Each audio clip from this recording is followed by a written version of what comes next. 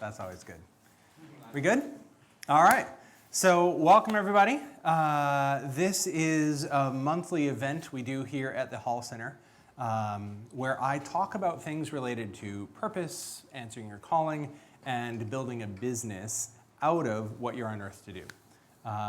The primary thing that I focus on is who are the people you're uniquely designed to serve, and what do they need from you that they can't get from anyone else?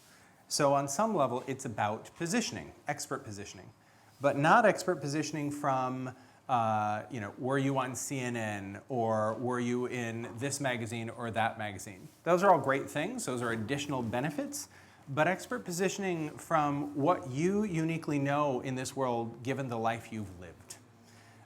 So we do this here live at the Hall Center. This is Dr. Prudence Hall. It's her center. So this is part of something called the Path of Fulfillment. And at the Hall Center, Prudence is one of the top regenerative medicine specialists in the world, which is bringing people fully alive with bioidentical hormones, with adrenals and thyroid and things like that. But the body is just one part of being fully alive. So the Path of Fulfillment, which includes people like me and other people who speak on all sorts of things related to living a full life, are part of a lecture series here. We also have live streamers with us. Hello, live streamers. Good to see you all. They are loyally with us month after month. Normally we do this on the third Thursday of each month. I was in Colombia for the last 2 weeks, so we skipped last week and pushed it out to this week. I'll talk a little bit about my trip to Colombia in a bit. But live streamers, great to see you, and we'll check in just a little bit. Each month we have a different theme. This month is about monetizing your weirdness. And it came about because the first week of my trip to Colombia, I was working, did a series of lectures, and we'll talk about that in a little bit. Second week, a sweetheart in my life flew down to Colombia, and we went to Cartagena on the coast and spent a week in Cartagena. And anybody who's spent any time with me knows that I'm a coffee geek. In fact, the host that had me in Colombia brought me to this amazing coffee shop at the edge of Colombia. I did not know this, but Colombians drink crap coffee. They export most of their good coffee.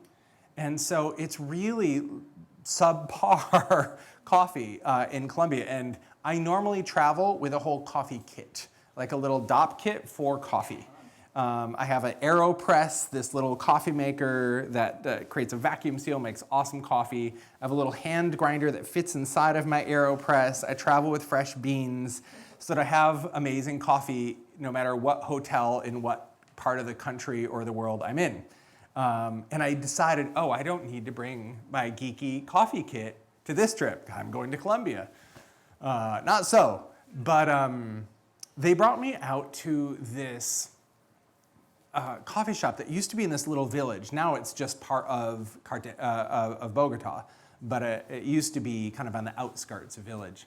And it's a place that does coffee education. They do 2 and 3 day barista trainings, 2-hour trainings for the general public. I'm going to tell you how this relates to tonight's topic here in just a little bit, by the way. So my host brought me out there because I know I love coffee. And so we tried all these different coffees. There's 22 coffee regions in Colombia.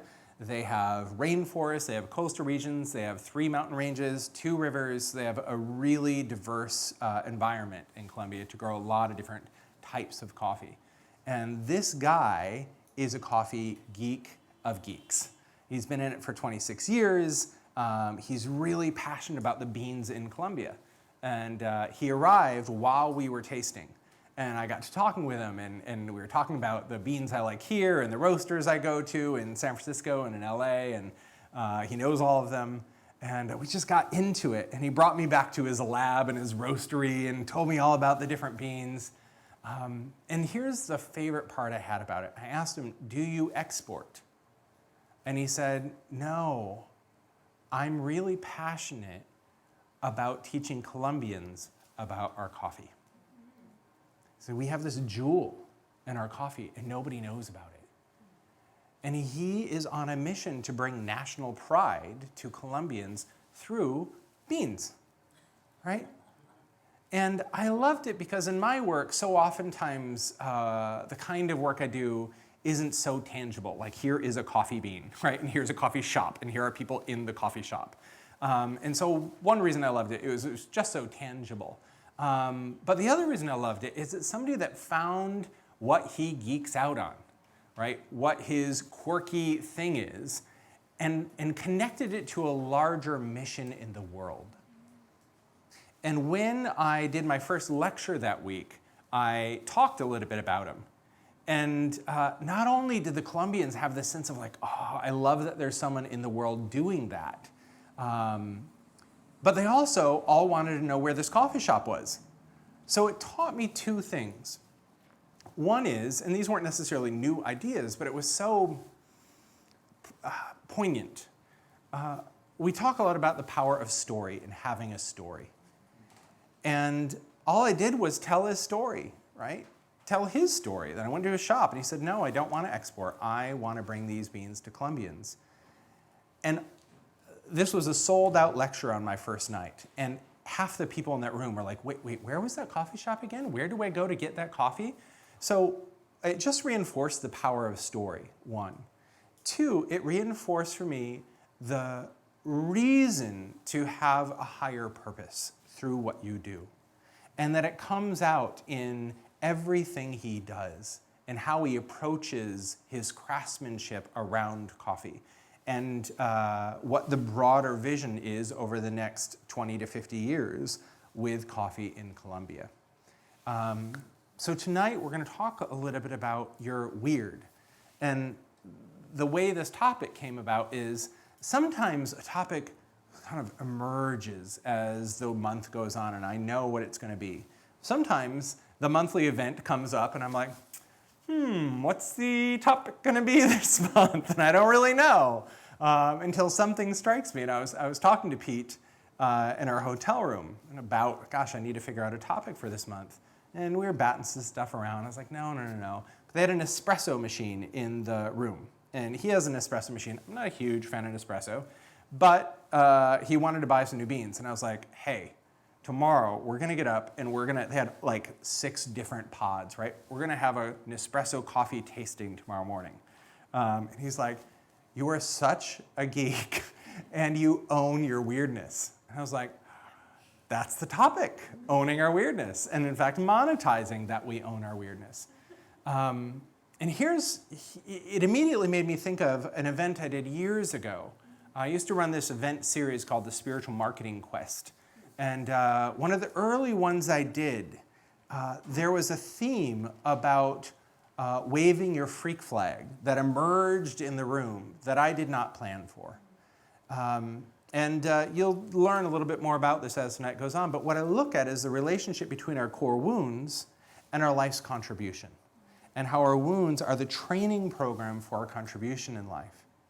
And one of the core things that comes along with being a leader for your tribe is owning your difference, owning what sets you apart, owning what will actually polarize the marketplace. Right? Good marketing is polarizing. We want to draw our right people in and actually keep the people we're not designed to serve out. It creates a very cohesive tribe when you can do that, because the people that are in, right? And it allows the people that really won't resonate with your message at the end of the day not waste their time on being with you. The problem with being polarizing is most of us on some level want to be liked, right? It's a really inherent desire to be appreciated, to be liked, to be loved. And especially in my tribe, one of the themes for my tribe is around belonging and seeking places of belonging. And of course, what have I done? I created a whole body of work around finding your tribe, the place you belong and the people you belong to and who belong to you. But what's interesting about finding your tribe is you can't do it while still trying to be liked. It doesn't work. Because as you try to be liked, what happens is you monitor yourself. left, right, and center, trying to say all the right things to be liked. And when you do that in marketing, what ends up happening is your marketing starts to get really flat and boring. Nobody's really compelled by it because it has no stake in the ground.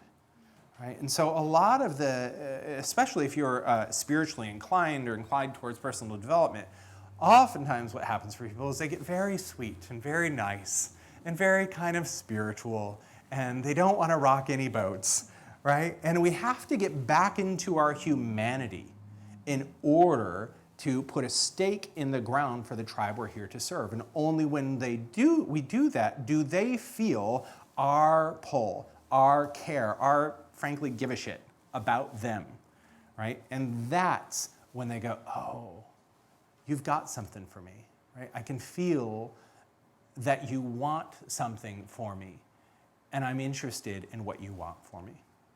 So that's what we're looking at tonight, is how we create more edge, more polarization, more pull. And part of how we do it is owning our difference, owning our weirdness. So I'm going to bring some folks up in a little bit. Usually how I do these talks is I talk for the first half about the topic, and then the second half I bring people up here and I coach you live.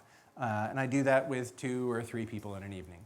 And the reason I do that is I think it's really easy to have hyperbole and to have just conversation about something. But I am always somebody who likes to make things tangible, right? Years ago, I used to really battle with my spiritual guidance about like, okay, am I a spiritual teacher or am I a business guy, right? Am I a spiritual teacher or a marketer? Which one is it? And the message I kept getting back is like, Jeffrey, it's the same thing. And that's your work, is to make them be the same thing. So just give it up with the separation between these two things. And so really the work here is to integrate more of who we are into what we deliver to the world. And what happens with our wounding is we like to hide parts of ourselves, right? So if you've ever heard the term shadow or shadow work, it's the stuff that we don't want to look at, that we don't want other people to look at as well. And I'm going to talk a little bit about the relationship between our shadow and permission giving in marketing. In our wounding, what happens is we create a belief at the core or kernel of the wound. An I am statement. It's an identity. So when we're threatened as kids and stuff hurts, we have to make sense out of why that's happening. And part of how we do that is we make things up about ourselves.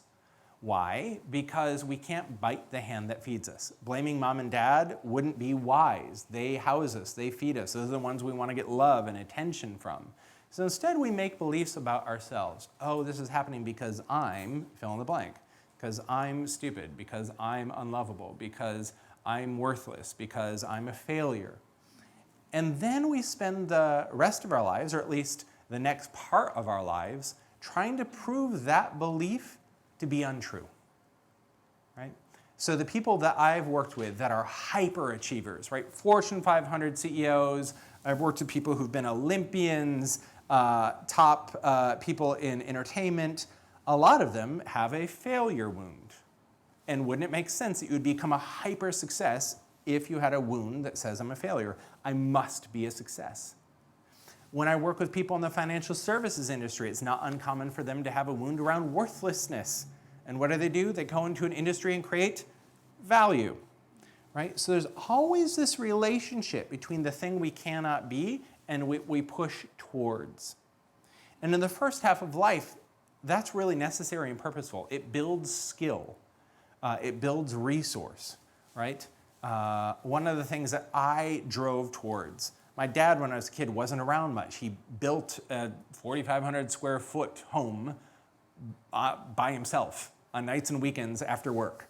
So for a good many years, he just wasn't around. And I really wanted him home when I was a kid, right? And wanted him to feel safe and wanted him to be the fatherly presence that comforts me and all that good stuff. And years later, I had no idea that my abandonment wound was driving my desire for mastery. But I always said, I want to be the best in the world at what I do. And like, you ever had one of those things that you just don't question? Like some drive, and you like it just feels like the air you breathe. Like, I want to be the best in the world at what I do. Like, doesn't everybody? Isn't that a drive for everyone? Well, no, apparently it's not. But it was for me, and it felt like the air I breathed, right? And when I had an event, another event in the Spiritual Marketing Quest years, there was one that went magically well. And people had massive transformations, and they had big ahas around their marketing, and we had the most success financially from that event we had ever had. It was on the third day of that event that I was sitting on stage, and I was like, okay, I think I've done it. I think I'm the best in the world at what I do. Lots of things I don't do well, but at the thing I do well, I'm the best in the world at that thing. Check. And we thought that the next day would be rainbows and unicorns, right? The clouds parting, the angels singing, but it was just Monday. And that was a problem for me. I had no idea that I was driving towards it with the unconscious idea that my life would be radically different when I made this thing happen. And it wasn't. And that's when I did a piece of work and found the little boy that was missing dad and felt abandoned, right? I had no idea I had an abandonment wound from my dad. My parents are still married. Mom's here tonight, right? And they've been very supportive through my life. So on the surface, it wouldn't necessarily look like I have an abandonment wound. I wasn't given up for adoption, anything like that. So a lot of times our wounds aren't so obvious, right? But it's a circumstance where we go, ooh, this hurts and I don't want it to happen anymore. Afterwards, I asked my spiritual guidance, now how is it possible that I could build a whole body of work on core wounds and have an abandonment wound that I'm totally oblivious to, right? And the message I got back was, Jeffrey, your abandonment wound drove your desire to be the best in the world at what you do, with the unconscious assumption that if you are, that no one will leave you. Right? Now that you've acknowledged that you feel like you're the best in the world at what you do, that wound has served its purpose. Done, check. Over. And that's why it's coming to the surface now, because it's time to do some healing around it, to go in, scrape the little bits out of the wound so it can heal properly, right? And that's how it is with our wounds. Our wounds all have an expiration date where they served their purpose, and it's time to do some healing around it so you can serve from the gift of the wound rather than the pain of the wound, right? And how that relates to our weirdness is this. When we are still, hi, welcome. When we are still hiding parts of ourselves that we don't want to see, that we don't want other people to see, well, we certainly can't show our difference because it might expose some part of the thing we're hiding, right? I always, earlier in my career, had a kind of persona, a very sort of put together, very sort of sterile but professional persona, right? I'd worked at Microsoft, all that good stuff. And Suzanne, this is so funny, I'm talking all about these Spiritual Marketing Quest days. Suzanne was my business partner back then, and we did this event, and I did this really tender piece of work with one of our clients. And the next week, we had an event in front of, I think, 250 people or something. And we're about to go on stage, and she pulls me aside, and she says, hey, you know that thing you did with that client last week? Do you think you could be that way with this whole audience? Right? For me, that was the beginning of a big crack in my persona. Because I wanted, from my wound, to be perfect, right? To have it all together and to put on the song and dance in front of my audience. And it was the first time I really showed more of myself in front of an audience, you know? And that's part of what's required, I believe, for us to find this difference in us and actually expose it. We have to risk something. So there's two concepts I want to bring in around that risk. First is that we all have, in relationship to our wounds, what I call a core unanswered question. And this is the central teaching to what I'm talking about tonight. Our core unanswered question stems from our wound. As I mentioned, our wound is a I am belief. It's an identity belief. I am this, I am that, I'm the thing that I can't be. But just above that, we create a question so that we don't have to touch the wound. Am I lovable? Am I enough? Am I worthy? Am I too much? Right? And what we do for most of our lives is we shop this question around. Right? Will you tell me I'm lovable? Right? Will you prove it to me as a boss, as a lover, as a best friend, whatever? Oh, you failed. You were good for a while, but you failed, so now I got to move jobs or find a new lover or find a new best friend or whatever. How about you, right? Will you prove to me that I'm lovable? And we do this around whatever our question is. Am I this? And it's this seeking for approval, seeking to be, sort of get that stamp that says you're okay, right? And we do it time and time and time again. Now, I believe that the reason we shop it around is we're scared to actually turn towards the question ourselves and answer it, right? Because if we do that, we have to risk getting the answer back that says, no, you're not lovable. You're not enough. You're not worthy. You're not whatever the thing is. No, end of the story, done deal, lock it up, throw away the key. And, you know, from our wounded ego standpoint, it says, oh my God, I'm screwed if that happens. So we'd rather keep it in the question state until continuing to shop it around brings us enough negative experiences where we're willing to actually turn towards it and start engaging with it and start to shift it. Now, the reason I bring up the unanswered question as it relates to our weirdness is because we must, to expose our weirdness, embrace whatever we're hiding. And we have to turn towards that question and risk having the answer be, no, you're not. And in my experience, the answer is usually a combination of, no, you're not, and yes, you are. It's all of it. It's actually not like, oh, honey, no, you're okay, you're lovable, we really love you, right? No, it's not that. It's like, oh, the sadness of having it be like, no, in some places I really can feel the unlovableness. But underneath that, I can start to feel something that's even deeper and maybe more true about my essential nature and therefore my lovability. What happens when we do that is we begin to neutralize our wounding, right? We begin to engage with the thing that we've fought against for so long. And as we do that, who we are starts to change in the world. How we show up in the world starts to shift.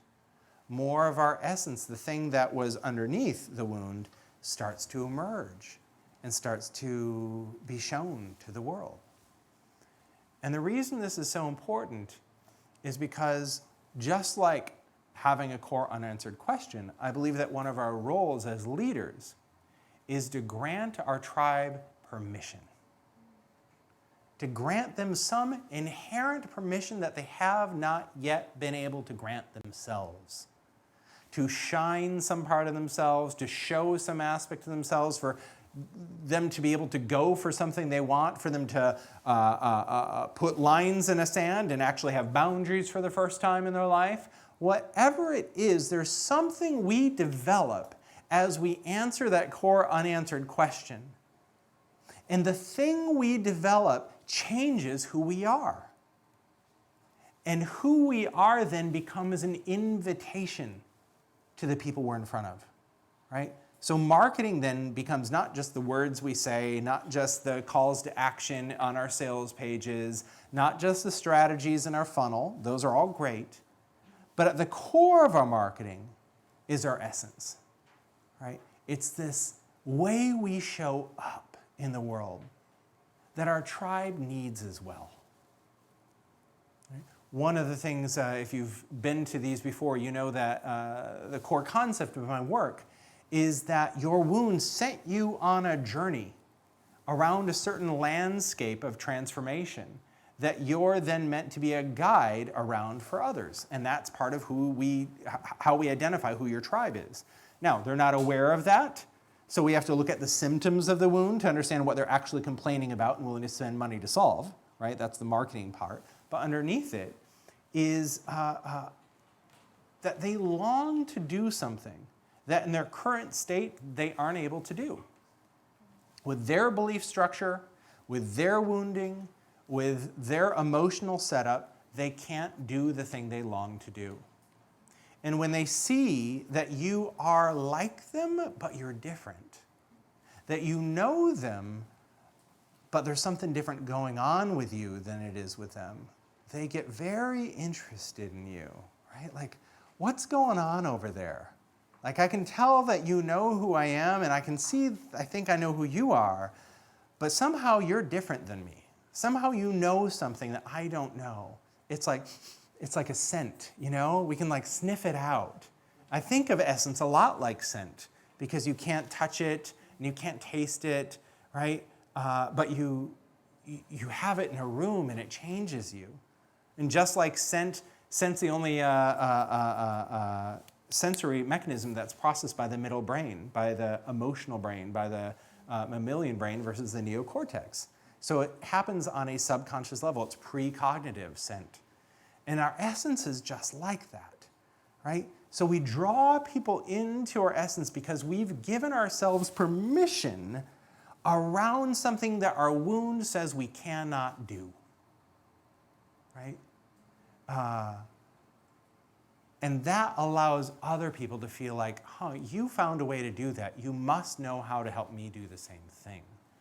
And then when you serve them, right, I teach that to find your unique place in the market, we have to find the transactional promise you deliver to the world, which is the nuts and bolts, logical benefits they're going to get from working with you, and the transformational promise. How are they going to be changed in the process?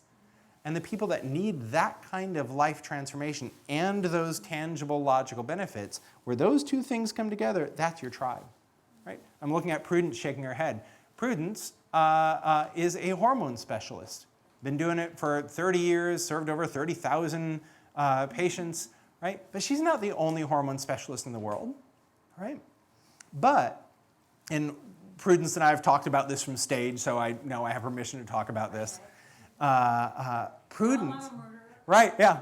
So when we looked at Prudence's wounds, it was about these continual recurring life and death themes. You know, having little tadpoles, little frogs that she collected and that died overnight. She's like, oh my, as a 5-year-old, I killed them, I'm a murderer, right? Then having little mice, was it? A mouse? Little rats. Little rats. And the lady rat, without Prudence knowing it, gave birth and had all these little rats in the cage. And so when she took the clippings out and threw them in the fire, they all burned. Then she became a gynecologist. And what did she do? She gave life, right? I Delivered babies. Yeah. You know? Babies after killing babies. I mean, it's kind of comical in a way when you see how literal the relationship between our wounds and our contribution are on a very unconscious level. And now what does she do? Her mission in regenerative medicine is to bring people fully alive, right?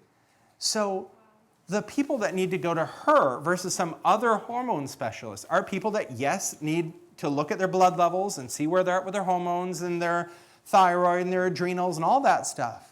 But they're also people that have lost their spark, right? That are kind of dragging life along. and need to get their verve back, get their life back. And that's what she's most passionate about. So the transactional promise is about getting your hormone levels back up to snuff, right? And we can look at the blood tests and see that everything looks great. But when I talk to people that I send to Prudence, they say things like, I've never been listened to like that before by a doctor. She really understands me, right? And there's this permission to come back alive that she grants people. Now, she also has the expertise to support that permission giving. Thank you. But the two go hand in hand. And there's a relationship between our difference and our weirdness and this permission giving. Because usually, the permission we had to grant ourselves is a thing we couldn't do according to the wound, right? So for some people, maybe you are in a more traditional work environment, but you're kind of esoteric and spiritual. And so there's this like closet spirituality in some part of your life. And it's like, can I risk letting some parts of that out and being a little bit more free with myself, right? Maybe you always felt like you didn't have a voice. And, okay, this is past clients coming to mind. And you got really into sexuality, right? And you grew up not having a voice and were being told kind of like, we don't talk about what goes on down there, right? And it set you on a journey to really understand sexuality and then to become an expert in sexuality and learn how to talk about it. And so maybe you work with a lot of kind of prudish women from New England who are told no, no, no, right? And that becomes the permission you grant them. So there's a permission granting that must happen. And it happens in how you are. It happens in the copy in your website. And it happens in the processes you take people through as they receive the work you deliver. And this, for some people, is going to be very subtle, kind of woven into your work. And for some people, given your work, it's going to become more overt, right? So for example, when I work with people in a relationship space, it can be very overt to say, hey, look, I work with people who have dysfunctional sexuality, and I'm a sexuality specialist, right? And so you're giving them permission from the get-go in all of your marketing. But if you're a corporate consultant, there might be parts of the permission granting that aren't so overt and aren't part of the bullet points of what you're going to get by going and working with this person. But instead, you know, oh, this is what I have to grant my tribe. And so you weave it into what you do without ever putting it on a sales page. But it's more subtle and it's there, right? So what we're going to be looking at tonight is this relationship between what's the core unanswered question that you've had to look at and address, and what permission were you able to grant yourself over time, and maybe you're in the middle of granting it right now. So I want folks right now in the room to think about, if you have a note thing on your phone or a notepad, keep it out. I just want you to think about, what's the thing that I've shopped around for most of my life? What's the question that's been this obsessive question? Am I enough? Am I lovable? Am I too much? Am I wanted? Am I needed? What's the question? So just think a little bit about it. And part of how you can find it is by looking at what are some of the recurring problems you've had. Because the question will always have you search for an answer out there. In bosses, in lovers, in friends, it'll always search out there for other people to answer it. And invariably, they will fail you at some point. Sometimes they'll do good for a while, but eventually they'll fail you. And then you'll usually repeat it a handful of times. This is also the question that is in that little voice in the back of your head when you get nervous, right? For me, one of them is, am I wanted, right? And I used to have this thing where, around dating especially, where I'd see guys that I didn't think were sort of up to snuff for me, right? And I'd be like, oh, I'm a good-looking guy and I have a lot to offer and whatnot. Like, would never come up. But the moment I would get in front of somebody that I thought was really hot, that I really thought was like, ooh, right? Suddenly this tape started playing, like, they wouldn't want me. Why would they ever want me? And all these things, like, look at my body. I don't have a six-pack, and look at this, and look at that. Look at where my career is. Whatever it is, like, all the reasons why they wouldn't want me, right? And that was a tape for a long time. Even when I got into this industry and started doing this kind of work, I partnered with people for a good many years. And I didn't realize that part of the reason I partnered with them is because I was running the tape still, I'm not wanted, right? People don't, and the way it showed up in my head for that was, people don't really want what I have. And if I went out on my own, they wouldn't show up, right? Now, I had a mailing list of 25,000 people, right? We had a business doing $750,000 a year, and I still had that tape running. And I knew logically it didn't make sense, right? My external results didn't bear any resemblance to the tape, but the tape was still going, right? And it wasn't until I actually learned how to turn towards the part of me that held the belief and played the tape. People don't want what I have. I'm unwanted. Could I actually start wanting myself, of course, right? And then find that, oh, people do want what I have, right?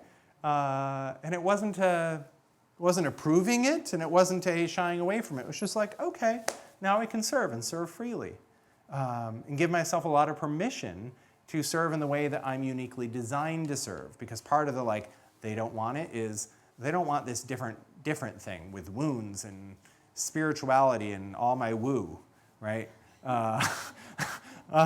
And when I finally started laying claim to it, that's when this event that I had, where this theme erupted in the room of people, wave your freak flag, came in. Because I was embracing my freak. I was embracing my woo. I was embracing my difference. And in doing so, I was giving other people permission to do the same thing. I didn't even cognizantly know I was doing it. But what people said was like, it's so amazing to watch you channel from stage and to watch you just get things. Like if you've noticed my little head twitch thing, that's my spiritual Tourette's is what my friends call it. Right? And they're like, what'd you get? And right. And I'll be like, oh, I just got this thing. And they're like, it's so amazing to watch you do that on stage in real time, right? Like I sometimes do it in journaling late at night on my own, but to do it in front of people, maybe I could learn how to use my guidance more in my business, right? And so there becomes a permission granting that happens just because you start to show up in the way you are once you grant yourself that permission. So, before I go any further, I want to see if there's any questions in the room. How is this landing for you? We'll check in with the live streamers. Live streamers, I'd love to hear, and you're anonymous, because Dina can tell me some of these things without your name, for you to share what is that core unanswered question. We'll hear some of those, and we'll hear some in the room too. So we're going to take a few questions. I'm going to see what's in the live stream. Then we'll probably do some hot seats up here. So, yes. So I'd love to hear, go ahead. By the way, can you see if Asia is, she can be here. I'd like to have you tell them a little bit about why you're the coffee freak as you grew up in a coffee company, your heritage. I actually have never consciously made that connection. So my mother is very proud that my grandparents started a very robust coffee and nut company in West Michigan that's still going strong. I don't necessarily know that that's why I personally am a coffee geek, but all good. Yes, it's called Ferris Nut and Coffee. So Dina, let's check in online, and then we'll check a little bit more in the room. Online, people are wondering, first and foremost, about permission. If you might speak a little bit more about the permission that you give to all of us who are in your tribe. So I'll do my best guess. Honestly, on some level, you all would be better at telling me what permission I grant you. So first I want to ask the live streamers, and type this in, because especially the live streamers, a lot of live streamers has been streaming for the last year and a half. So what is it in the way I show up and what I talk about and the topics I talk about and how I coach people and the emails I send, what is it that you find inspiring about that? That something bubbles up and gets excited and go, ooh, maybe I could do that too. For some people, I know, I hear a lot about faith. I was talking to my buddy Taki Moore the other day. I love having colleagues that can support each other, and Taki wanted some support on an event design. So we got on the phone for a bit and talked through this event design. And Taki, he's this Australian dude, very successful coach, training business, brilliant guy. And a few years ago, probably 5 years ago now, I spent a week with him. I had an event in Melbourne, Australia. And before that, I stayed with him in Sydney on this beach house. And he had this big roll of paper. I'm going to get back to this question, but I love this example, so I'm going to keep going with it. He had this big roll of butcher paper that he pulled over his table. And he would draw a square and then draw a few things in it, then take a photo with his iPhone, do something, and then pull some more paper over and do another one. I was like, what are you doing, Taki? So I'm making a PowerPoint. I said, wait, what? You have butcher paper. I said, yeah, that's how I make PowerPoints. What? I don't get it. He goes, well, I like to draw. I don't like to be on computers. I like physical, tangible stuff. So I draw a square. That's the PowerPoint slide. And then I draw a few things in it. And then I take a snapshot and I text it to my designer. And then my designer turns all my snapshots into PowerPoint decks. And at the time, I was being CEO of my friend's company, and I had no business being CEO of my friend's company. It was such a bad fit for me. And I was miserable, right? I was just in the like, oh, I'm so helpless and hopeless, and I was just in an awful space. And just by watching how he worked, I understood how much permission he gave himself to function in his genius zone. He knew what his genius was, and he had structured his business so that he functioned in his genius zone. Recently, Pat, who's the head of coaching for my company, Pat and I were talking, and she said, Jeffrey, if you could design your days, what would you be doing? And I said, I would only talk. I would be on stages talking. I would be doing webinars, I would be doing trainings, I would be coaching people. If we were designing a new training, you would interview me, we would record it. I would send the recording to my transcriptionist. She would send the transcription back. You would use it to create a training module. When it came to me putting my eyeballs and editing it, we would sit side by side, and I would verbally tell you the edits. You would then go put the edits in place, and we'd have a final draft of a module. I would only talk. Now, it felt almost queasy to say that because it's like, wait, shouldn't I be doing more? But the truth is, like, I'm best when I'm talking, and I like my life best when I'm talking. And it's not really any different than Taki taking butcher paper over and drawing squares and taking snapshots, right? So those are some permissions that like I've had to learn how to grant myself.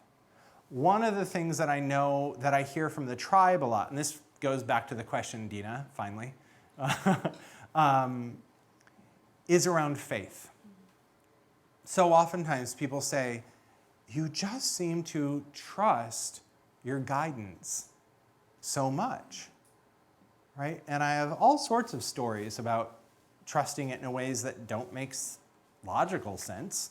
When I moved to LA, one of the things that was so, on a logical level, absurd was I kept getting this message: someone's going to show up into your life and invite you to live with them. They're just going to fall into your lap and invite you to live with them. And I was like, oh, that's my strategy for moving from San Francisco to LA? Wait for the magical person to drop into my lap? And it was like, yes. And I was like, okay. And I knew that if I would, say, go on Craigslist or go on some rental thing when I moved down here, I would be screwing up what was in place. And so I just waited. And then a client of mine was speaking at an event and said, hey, do you want to come see me talk? And for some reason, I got a yes. Now, normally, if a client wanted me to come see her talk and give feedback on her talk, she would pay me to fly out to the venue and do that critique. But I just got like, no, I'm supposed to be there. It was a friend's event, but it was an event that I normally at this point in my career wouldn't go to unless I was speaking at it. I was like, I have no idea why I'm going to this thing. And I had to change my plans because I was going to be in LA for something else, and this was in Phoenix, and I had to change plans and flights, and it was kind of a little bit of a deal to make it happen. But I was like, I don't know why I'm supposed to be there. I'm supposed to be at this freaking event. So I show up. And there's this lady on the first day that's speaking with my friend Beth. And she talks about learning to love herself. And I was like, I could see oh, she actually has done that, right? I could tell she really loves who she is. And that's actually not a super normal thing, actually, in this world, right? And I was like, that's really cool. And I have this way of sort of claiming people and bringing them into my fold, whether they know it or not. And I was like, she and I are going to be buds when I move to LA, right? So hadn't met her yet, right? And the second day, there's a cocktail party, and my friend Beth pulls me over. She's like, you two need to meet. You're like peas in a pod, blah, blah, blah. So we sit down. And she says to me, so where do you live? I said, well, I live in San Francisco, but I'm moving to LA. And she said, whereabouts in LA? I said, I don't know. Keep getting this message that somebody's just supposed to fall into my lap and invite me to live with them. And she goes, okay, well, whereabouts in LA do you want to live? I said, wherever this person lives. And so we start talking. And she's at an event where she's a speaker. So, of course, people keep coming up to her and oh, hi, blah, blah, blah. And people that have followed me for many years are at this event, too. And so they're coming up to me and saying hello. And I'm like, you're at an event. Let me leave you alone. We can talk in LA. She's like, no, stay. And I was like, okay. So we keep talking. And I'm like, should we go someplace more private? Sure. So we go talk for 90 minutes. And finally, she mentions this woman, Stephanie Beebe. And she's like, blah, blah, blah. And I was like, oh, I love Stephanie. We're like this. And she goes, okay, that was my sign. I knew from the moment you sat down that I was the person. I have a 4-bedroom home to myself in Marina Del Rey. I just needed the last 90 minutes to actually get to know you. Right? And I was like, great, cool, thanks. All right, good night. I went back up to my hotel room. I was sharing a room with a friend. And I was like, hey, I'm going to live with this lady, Pamela. She's like, what? I'm like, yeah, she's the person. And she was like, where in LA? And actually, she didn't say Marina Del Rey that I remember, because I don't remember where it was. I was like, I don't know. She goes, how much is it? I said, I don't know. But that's where I'm supposed to live. It was so clear, right? Because I just got the gut response. Yep, that's right. This is where I'm supposed to live. All right, thank you. We'll talk details. If that's where I'm meant to be, the details will work themselves out. So I didn't need to know any of that, right? So this is Pamela Landers, who many of you know, and she's on the live stream. Hi, sweetheart. She now lives in Palm Springs, Palm Desert. So it's stories like that that demonstrate faith. Now, never once in there did I say the word faith, right? I'm just telling this story of living with faith. And I have tons of stories like that, right? When I went to Colombia, people are like, have you ever been? No. What are you going to do there? I'm going to speak on these things. I'm going to do an intensive with a bunch of leaders about the core wounds of Colombia. Do you know what the core wounds of Colombia are? No. That's not my job. That information's in the room, right? And it's just like, I just know where I'm supposed to go. That's it, right? These events, I kept hearing this message, Jeffrey, you're supposed to have a local hub for a global happening, right? You're supposed to do this local event, and you're supposed to live stream it. And I kept getting this message, you have to stop thinking about your company as a consulting company and start thinking about it as a media company, right? So I knew I was supposed to do these events. And I was fairly new to LA. And I kind of sat with it for a while. And at some point I was like, okay, it's time I actually get serious about finding a place and actually get on with doing these things. I didn't know what it was about, just how I was supposed to do them. And then my friend Daron Liebstein calls me out of the blue. Now, Daron lives in Israel. Daron I met in 2008 or 9. He was in some trainings I led, then I did some work with his company. Super connected guy, knows everyone, like Oprah and Deepak, right? And heart of gold, sweet, sweet man. And he calls me out of the blue and he's like, hey, there's somebody I want you to meet. And I was like, okay. He goes, I'm in LA. I was like, oh, great. And he's like, you need to meet this person. I said, oh, okay, but I'm flying out tomorrow morning. And he's like, all right, come to this address tonight at 7 p.m. for dinner.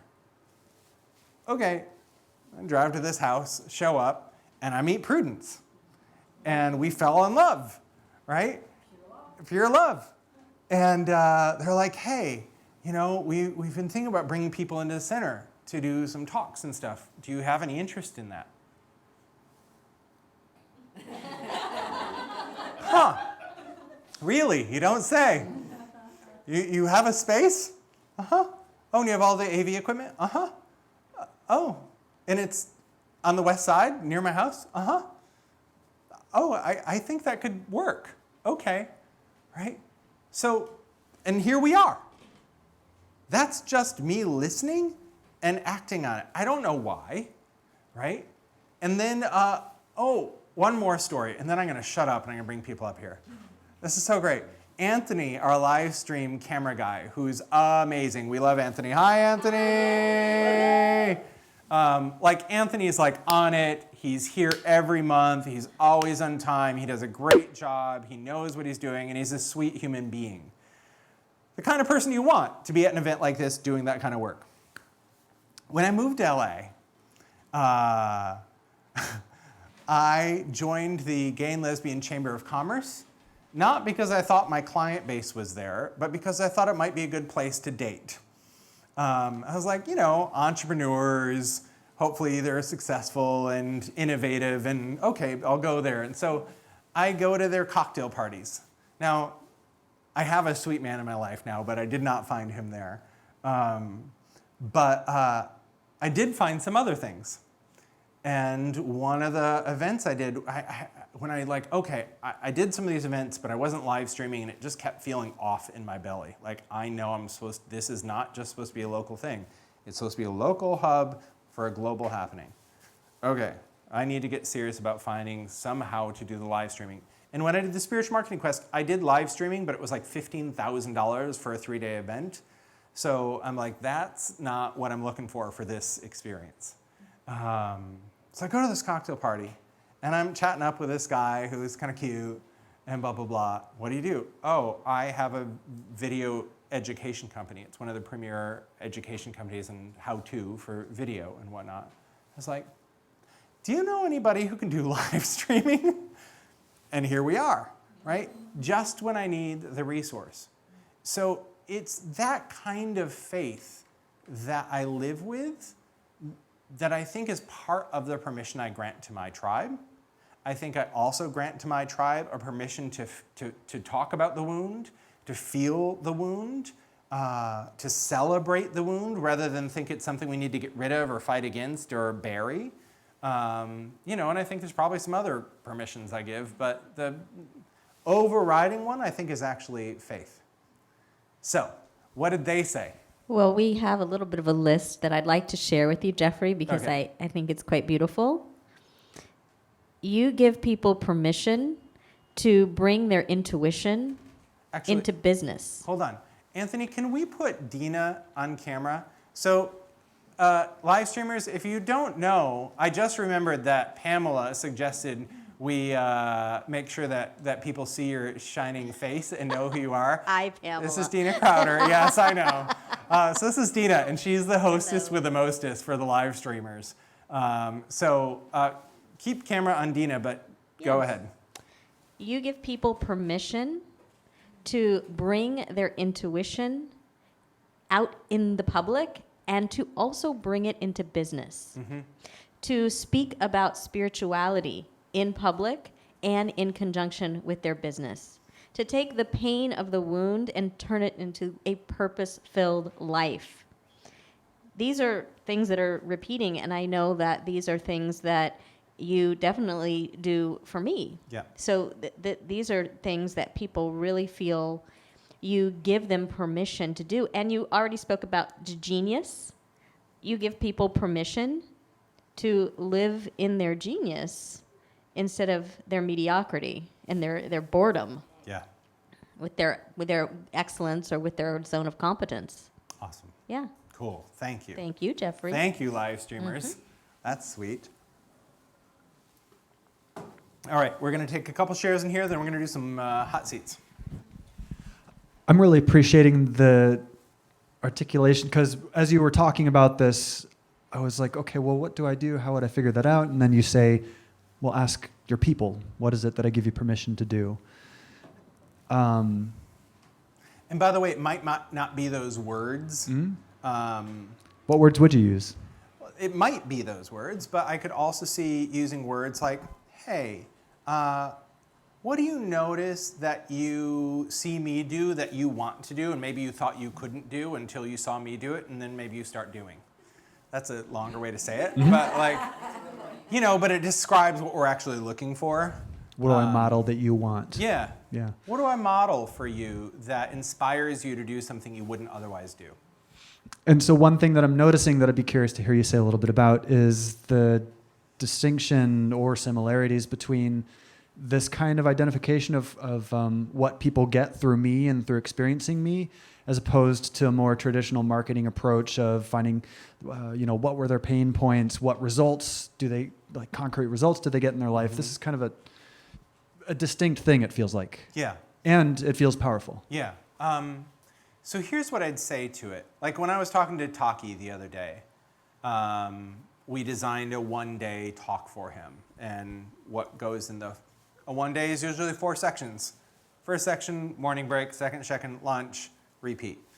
All right. And in the first section, I was like, Taki, you have to tell your story. Taki has 5 kids, and one has severe special needs. And they globetrot. They run all around the world. He was telling me how he'd just been to Venice.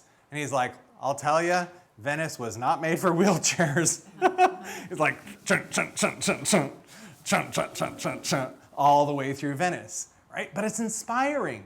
And part of why he built his business with scale and ease is because he never knows if Ethan needs to go into the hospital for 10 weeks straight, right? Which has happened many times.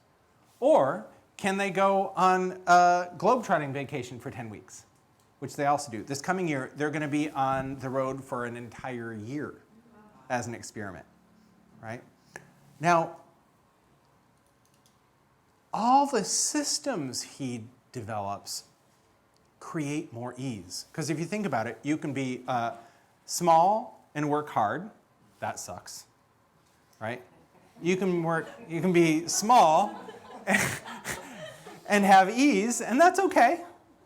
You can Go big and work hard also kind of sucks, and sometimes sucks big because you bury your life in it. Or go big and have ease. Kind of compelling, right? Because there's so much you can do once you go big and have ease, and that's what he really teaches people. Now, he doesn't usually use those words, and I was telling him, Taki, you must tell your story. You have to tell some Ethan stories at the beginning of the day, because it demonstrates your why, for why you care about big and ease, right? Because you have a real legitimate need to have a business structure that allows you to spend 10 weeks in the hospital at a drop of a hat if needed. That's inspiring, and it's going to connect to the deep why of your tribe, right?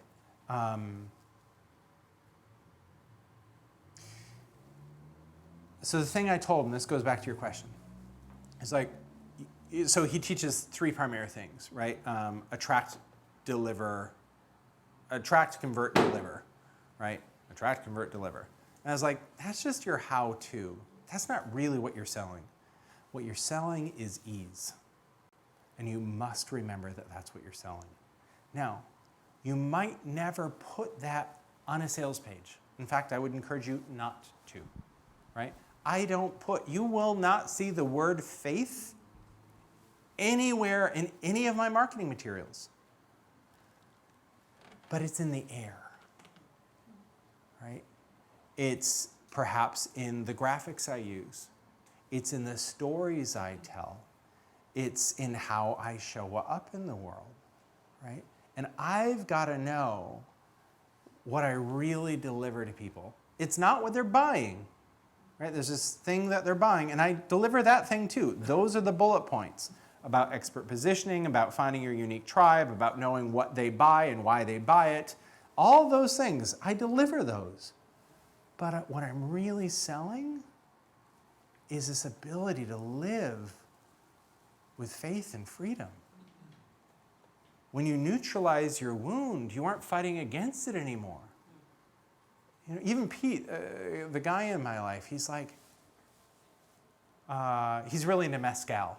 So we're in Colombia and he's having mezcal.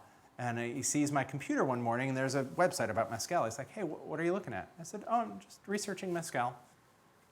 And he said, you know, something I noticed about you, Jeffrey, he's like, you have a lot of space in your mind, not cluttered by all the things most people are fighting against. It's like, so I noticed you have an idea and you have the space to then just go and look it up and research it. And I love researching stuff, right? But that's what he noticed, because I'm not in an internal battle with myself the way most people are. I live with faith, and I have a sense of peace inside of myself, which gives me freedom. That's really what I'm selling. Now, again, you won't see that on the sales page. So that's the distinction. You have to know, like, what's the transformation they need? And how do you whisper that in your graphics, in the stories you tell, and how you show up in the world, right? And then you also have to know what are they actually buying, right? And that's the transactional promises. So that's about finding your tribe, expert positioning, creating your signature system, all the businessy things I help people do. While we're doing that, we also help them evolve around faith and freedom and internal peace. And I'm sure there'd be any number of ways to look at it. I'm kind of forming kind of distilling it as you're talking about it. And one thing that's coming to me is that there's the kind of the structural marketing stuff. There's the structure of the business, the delivery, and the deliverables. And then there's kind of the glue that binds it all together. I'm almost imagining like this brick wall behind you. There's the mortar that's holding the structure together. Yeah. So the brick would be the transactional promises, and the mortar is the transformational benefits that ride along with it. And the mortar is also kind of made up of this spirit that you bring as well. Yeah. Absolutely. Good. Thank you. Okay. So we're going to do some hot seats up here. There's a whole nother concept that I didn't bring into tonight yet that I'm going to bring in this hot seat. So I'm going to do it very quickly because it's going to demonstrate how I'm going to do the hot seats. And by the way, I never know what I'm going to talk about when I get up here. Like, I don't have any bullet points. I don't even like sit there and plan it. So I never came up here tonight intending to talk about permission giving or about your core unanswered question, right? I stand up here and something emerges because it's what you all pull out of me. So just another version of faith. All right, good. So when I work with people, I do an intake as the number one thing we do first on what your core wounds are in order to understand what your life's developmental journey has been about and who you will know more deeply than anybody else in the world, right?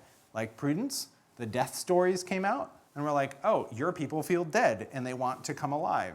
And she knew that before we did this work, but when we saw it in relationship to story after story after story of death to life, it became so crystallized in her that she started at a new level owning, oh yes, I really am here to bring people that feel dead and help them come alive. That's my life's work, right? So I find massive benefit in seeing your story in relationship to your contribution. When I do it, I ask 5 key questions. What happened? How did you feel? What did you crave? How did you compensate? And what beliefs did you adopt? Each one of these 5 questions has a business objective. What happened on some level is just the raw material. But when you see the pattern of your wounding in relationship to your tribe, you start to see how some of your stories that you never would have thought were relevant to your tribe suddenly become quite relevant, right? Prudence, until we did this, would have never talked, and I'm sure you did never talk about the rats burning or about the tadpoles getting killed. Like as a doctor, you know, it's like, oh, let me tell you about when I killed my rats. No, it doesn't make any sense. But if she's telling stories about death to life, and she said, you know, let me tell you about when I was a little girl. I had these rats that I loved, right? And one morning, I took the chips out and put them in the fire like every other day, except I heard this squealing, and it broke my heart. And I knew then and there I needed to bring life to this world. I needed to be in service to life. In that moment, you trust her to help bring you alive more than anybody else in the world, right? And you would have never otherwise seen why their rat story is related to your business. So that's the first one, what happened? It also tells me what the raw material is. How did you feel and what did you crave? How you felt is the painful emotions, and what you craved is what you longed for. Well, that relates and mirrors the core away from and towards motivators of your ideal tribe. In fact, when I do these intakes, I have a spreadsheet. And wounding experience after wounding experience, I'm like, okay, this happened. Great. How did you feel? Oh, I felt alone. Oh, and when you feel alone, then how do you feel? Distraught. And when you feel distraught, then how do you feel? Hopeless, right? Okay, great. Next one. What did you crave when you felt so distraught and hopeless? Oh, I wanted to belong. I wanted to be connected. Right? And so I do this experience after experience. And I mark how many times somebody says a word. And if they say hopeless, hopeless, hopeless, hopeless, or alone, alone, alone, alone, or when they craved, I wanted to be connected, connected, connected, connected, those are the words we utilize strategically in your copy. Because those are the words that activate your tribe's knowing that you understand them, that you know who they are, and that they feel a connection to you as a result.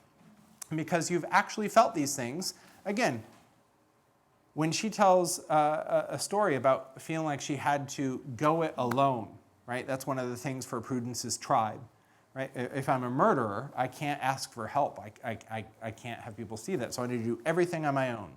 A lot of her tribe does everything on their own, which is why they're burnt out and feeling dead, right? So, and so feeling alone would be a key word that would come up over and over and over again. So you darn well better believe that she should be speaking, look, do you feel alone in this journey? When your hormones are out of whack and your traditional doctor doesn't know what to do with it, and your hair starts falling out as a woman in your 60s, do you feel alone? You better believe her tribe does. So we strategically use these keywords to have a connection built in copy. The next one, and the one we're going to focus on in Hot Seat tonight, is how do you compensate?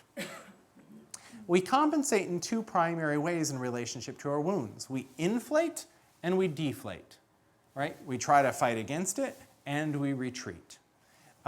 It's in relationship to both our inflation and deflation that we both build skills and capacities, and where we develop patterns that really harm us. So what I look at with my tribe is the skills and capacities are what I pull out as their unique differentiators in the marketplace, and the patterns they developed that are self-sabotaging tells me where the leadership development program is going to be built around for that client. And then lastly, what do you believe? And that's where we look at what the core belief is at the center of the wound.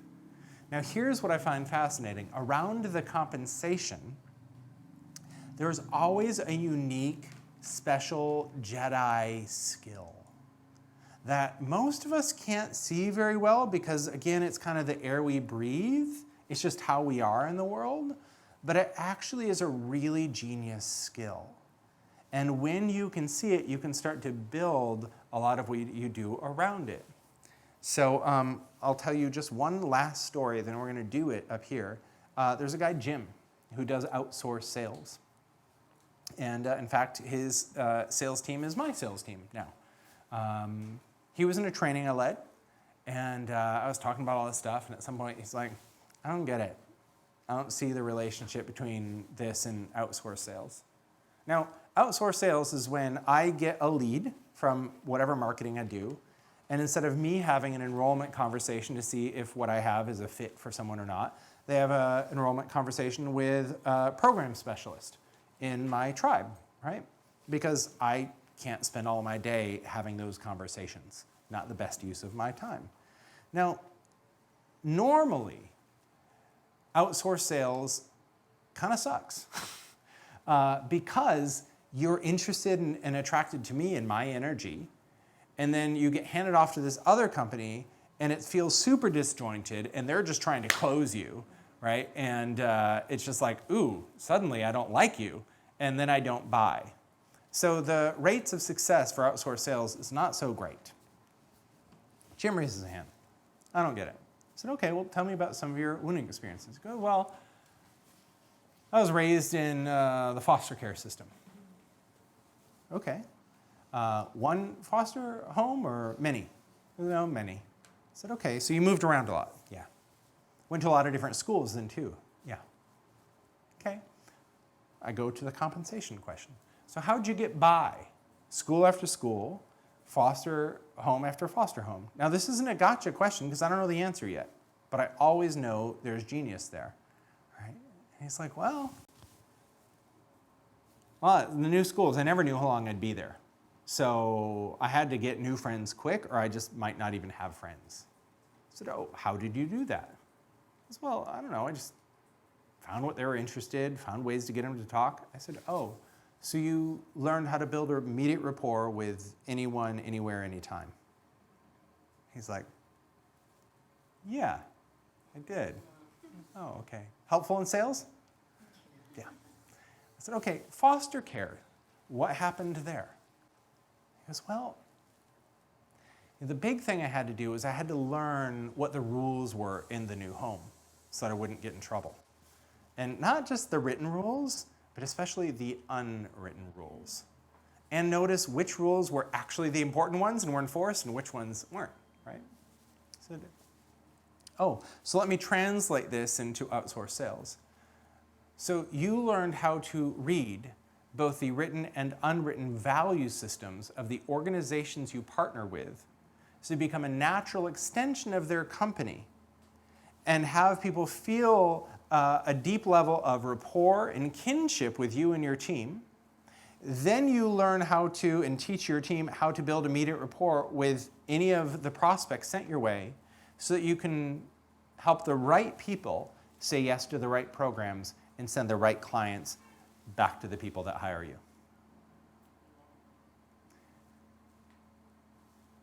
Yeah, I guess that's what I do. I said, oh, okay, so wounds had a little something to do with it, huh? Right? So it's one of the concepts I have is that we all have a life PhD given to us by our wounds.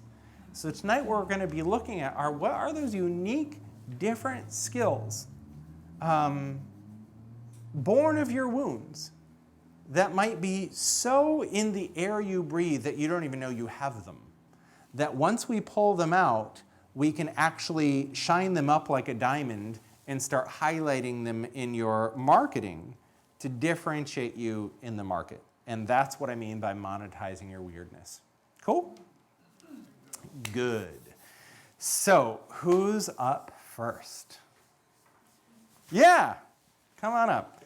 We're gonna move these up here. You're gonna be here. I'm gonna sneak around behind you. Okay. There we go. Yeah. Love that. What's your name? Malin, Malin. Malin, where are you from? Sweden. Sweden. Malin. That's such a. I feel like I could be like Marlene Dietrich. Malin. Like Marlon Brando, but it's different. It's Malin. That's great. Welcome. Thank you. So, our goal here is to find what some of your unique genius is and pull it out. Love it. Some of it you might be aware of, and some might be a little new to you. I'm going to pull this microphone a little closer That would because be you're great looking at because me. I feel like it's like Yeah, right. and you It can. should be that close. Yeah. Okay. It's great. Sound good? Yeah. So, tell me a little bit about some of your wounding experiences. And let me say that wounding experiences can be one of two things. This is something for all of you to think about. It can be either acute or chronic. Acute, moment in time, something traumatic happens, right? At a client, her brother died suddenly when she was 11. Acute. But then there was a chronic wound that emerged afterwards, which was nobody was allowed to be happy in her house for the rest of her upbringing. And that was a real wound. Sometimes it's just having a big sister, a big brother that always outshined you, and you were always kind of second fiddle. Sometimes it's getting beaten incessantly by your father while growing up. So sometimes it's very traumatic, sometimes not. Sometimes acute, sometimes chronic. So when you look at your history, what are some of the wounding stories or themes? The one thing that comes to mind is I come from a big family. I was number 6, the baby, and always, feeling safe, taken care of. And before first grade, we have something in Sweden where you go to, it's called kindergarten. You might have it here as well. For the first time in my life, I felt, when we were out on the playground, there were some guys that were just really rowdy and just, really bothering me. So I went up to the teacher that was, responsible for us out on the break.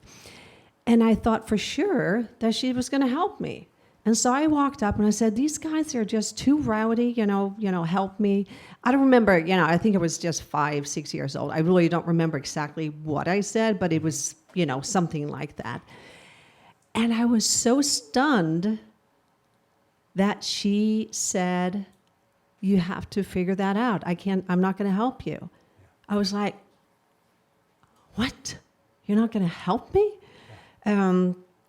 Again, I don't remember exactly what I said, but this was the feeling. Like I was just stunned. I was, that I was not safe. I didn't feel safe. I felt she's an adult, she should watch out for me. I need help. I don't want to be out here. I don't want to be, bothered by these rowdy guys. Yeah. And I think that moment I just, it was like a shock to me. So I'm going to ask you a few of these questions, and then we're going to concentrate on the fourth one. So when that happened, you were shocked, you didn't feel safe. When you feel shocked, don't feel safe, how did that make you feel? Stunned. I'm surprised. Surprised? Is there also like either anger or indignation or something about like, I get this word righteousness. Like, you shouldn't be doing that. Yeah, probably. Yeah, Right? like, how dare you? How dare Yeah. you? Right. Respect. Yeah. Yeah. Felt disrespected. Right. Right. And when you feel sort of righteous indignation and like you aren't respected, what do you crave? What do you want?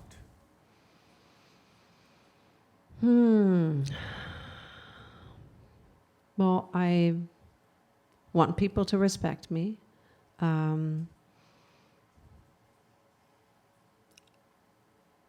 I want, what I say, it's important. Yeah. So you want to be heard. Right. You want to be listened to. You want to be respected.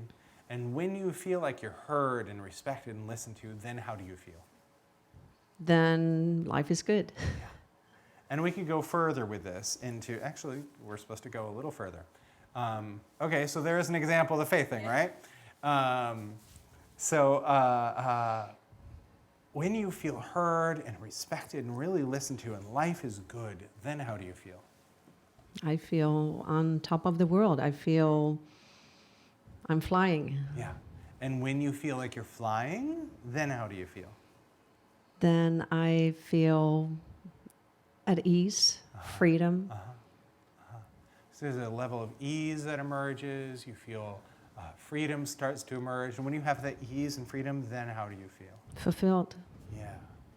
Yeah. So we could even go a little further. But do you see how there's the wounded craving, which is I want to be heard, I want to be listened to, and I want to be seen. But underneath that is a deeper soul craving, which is I really want to have freedom and ease, right? I want this like, And you didn't have that. Now, I'm going to guess that being respected and listened to is a big deal in your life. Yes. Yes. Right? So now we can go into the compensation. What did you do over time in your life to get more respect, to get people to listen to you? Well, I think what came out of that incident was I need to take care of myself. I need to be independent. I need to be strong. And I became, very athletic.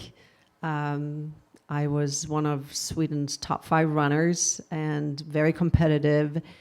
And I was the strongest kid out of guys and girls up till 6th grade in arm wrestling. So, that smile. and so I just became like, don't mess with me. Yeah. And in order to find the don't mess with me, my assumption is that you found places where you could excel. You found places where you could exhibit strength, right? And where you could compete and come out on top. Yes? Yes. So now let's peek into the operating system a little bit of your psyche. What do you look for out in the world when you're scanning the world? Now this is happening so unconsciously on some level, so I'm asking to peel back the layers and look inside of yourself. What are you looking for in terms of finding those slots and those places you can slot into where you can succeed? I'm not sure I understand what you're saying. So let me take a stab at it and then see if this sounds right to you or if you have something to add. My guess is that one of the skills that developed is that you were able to scan environments and see where you could exhibit your strength in a way that would have you come out on top. Oh, yes, definitely. Right? Yeah. Always going for, 150%. And you also then notice which places you're just going to, nope, not even going to go there. Yeah. Right? That's not where I'm going to succeed. And I need to succeed so that I get the respect that I need from my wounding. Yeah. So part of what you do then in the world, and part of your superhero strength, part of your genius, is you know how to scan environments, whether they're environments in the world, whether they're political environments, or whether they're environments in the corporate arena or inside of a single organization, and identify the places where if people were to slot into those places, they could step into their strength and have a level of success and respect that they'd never had before. Yeah. Yeah, and when you put it that way, it kind of makes sense to me. For the last 25 years, I've been working with the 50-plus market in fitness, and I just feel, wow.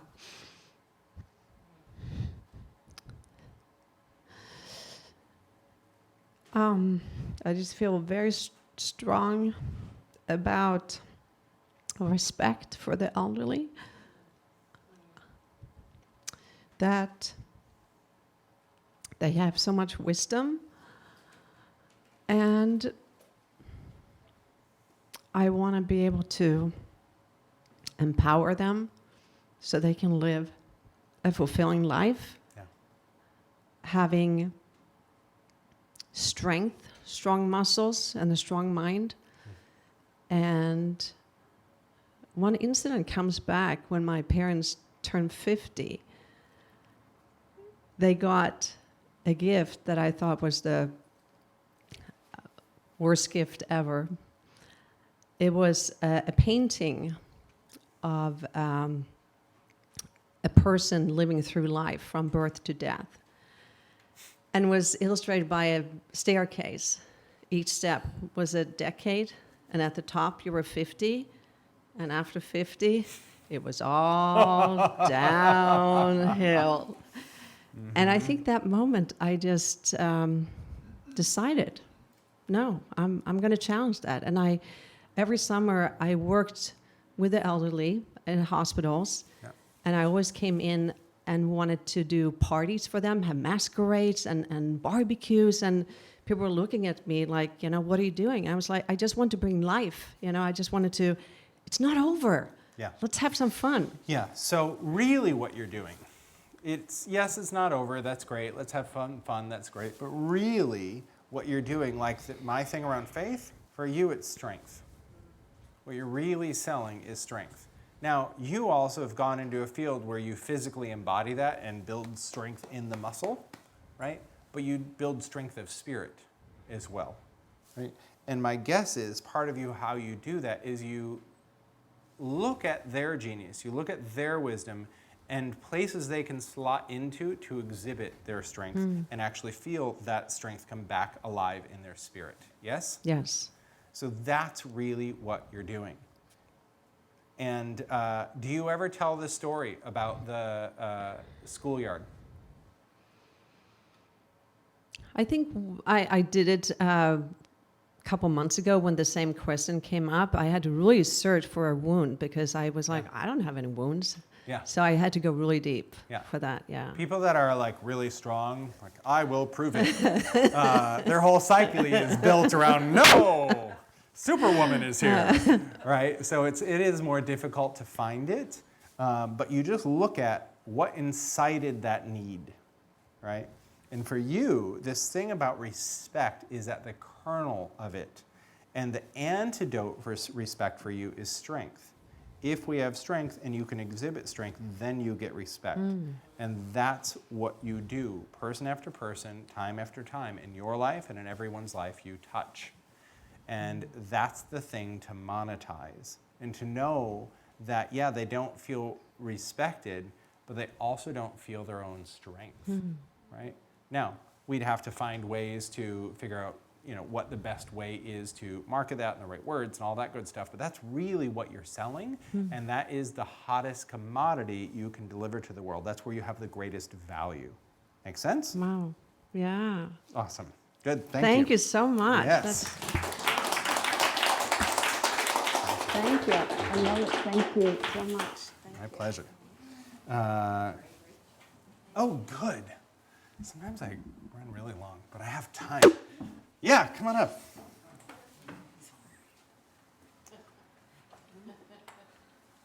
All right. I think this is still going to work. All right. What's your name? Hijan. Hijan. Yeah. Hijan. I love that name. Thank you. Hijan. That's great.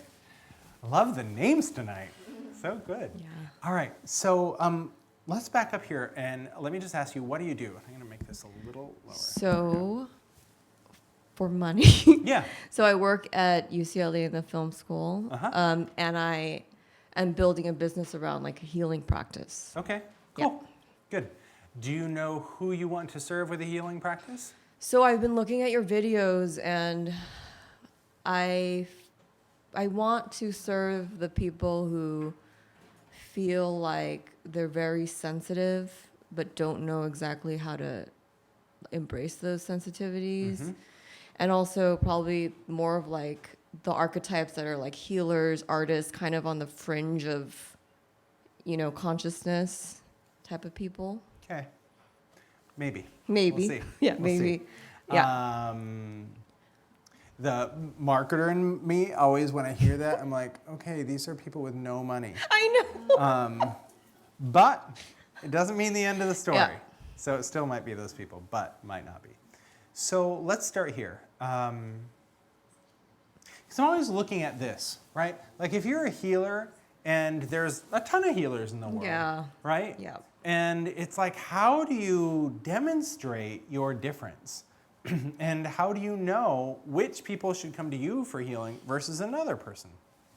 I have a little story for you and everybody. I'm on a couple different Facebook groups and boards and whatnot with leaders in my industry. And there was one, Michelle P.W., who's a copywriter and does a lot of cool, she's been on an awesome journey, very publicly, of transformation and growth over the last few years. And wrote books about love-based copywriting and marketing and so forth. She posted this question, and I love Michelle because she's always asking questions and just like is unafraid to just go like, huh? And she posted this question on this one forum, and it was like, so you know how people go to some healer or some workshop or modality or something, they're like, oh my God, I went to this person, or I went to this workshop and it was so amazing, and they changed my life. You have to go, right? And the next person goes and they're like, it was all right. Like, why is it that with some people it's like, oh my God, radical life change, and other people, not so much?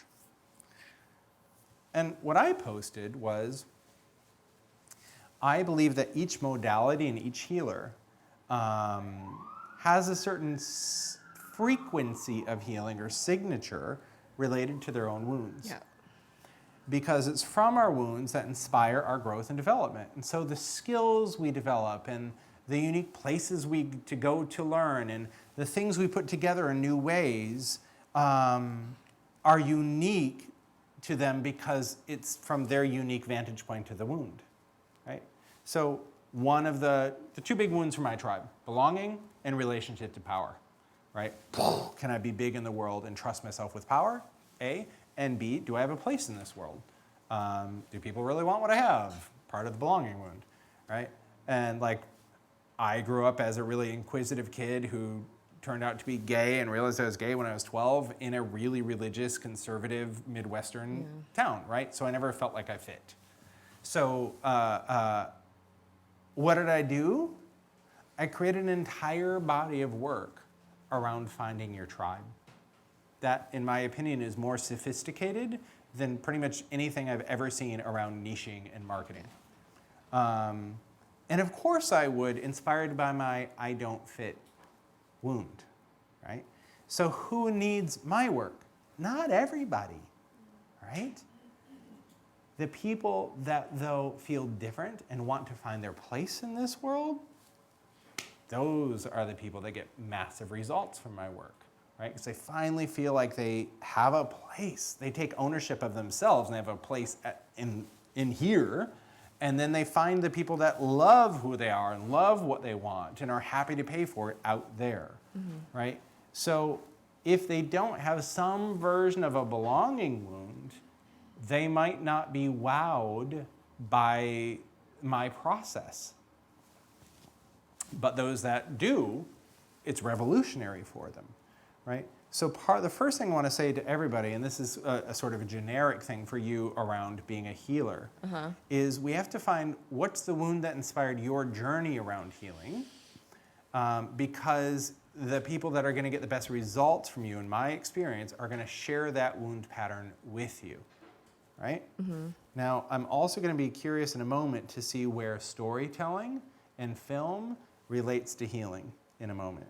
But I want you all to think about that, like, oh, I'm not here for everybody.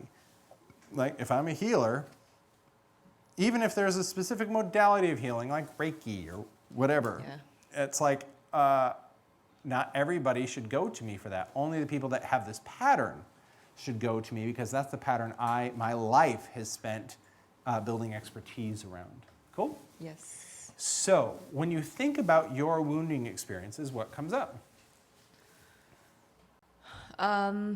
Definitely not belonging, so feeling like a freak ever since I was a kid.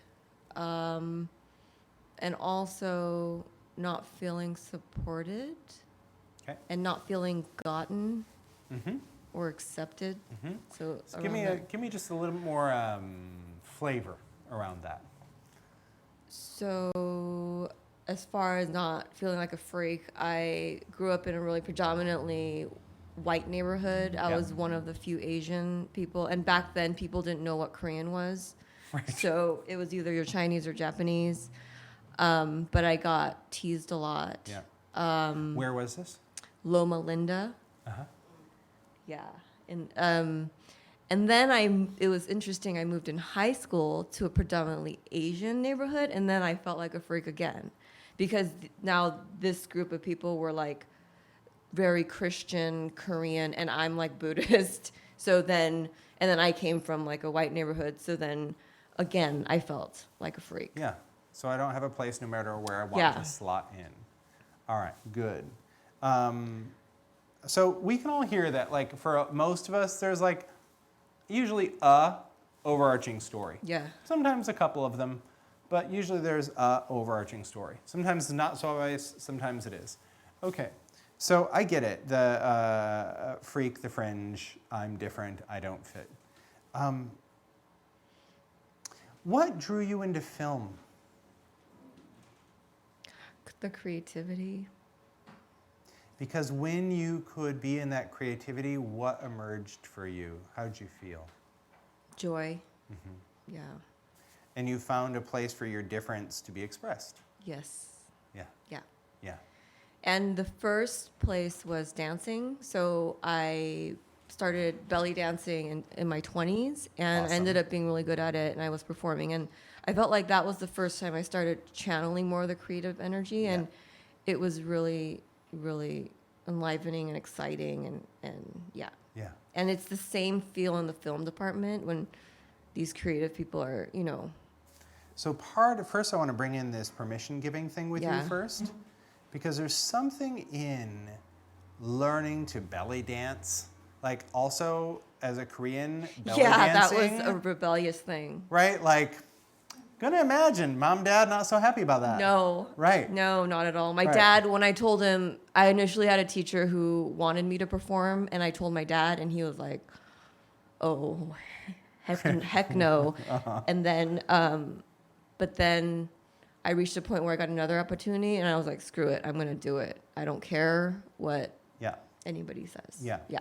So there's something about permission giving around self-expression and around expressing your difference in a way that can be celebrated, Yes. right? So it's like, it's not every Korean that says, I'm gonna belly dance and I'm gonna do it publicly against dad's wishes, That's true. right? Yeah. And then you go into film school. Also, probably not something they loved, or did they? Oh, I work at the film school, but I'm not in film school. Okay, you work there. Yeah. But there's still something that you give people day in and day out there about giving them permission to express their difference, Yes. right? Yeah. Whether it's other teachers, whether it's other people that work there, whether it's the students, There's something there where you are continually giving that permission slip out, Yeah. right? So that's part of you waving your freak flag and then giving other people permission to do the same thing. Now, let me ask you, do Asian women especially feel kinship to you around that? Around like, oh my gosh, you are more expressed than I am. Yes. Although my close friends tend to be more of like the weird ones like me. Yep. And I actually don't have a lot of the more traditional Yep. women around me. Yep. Cool. Okay, good. So now let's go into compensation. Yeah. So you feel different, right? When you're in the white kids' school, you're the Korean, and we don't even know what Koreans are. Yeah. When you go to the Asian school, you came from the white neighborhood, and you're Buddhist, not Christian, so you're still a freak. Yeah. So no matter where you go, freak, freak, freak, freak, freak. What did you do to try to get by in that system?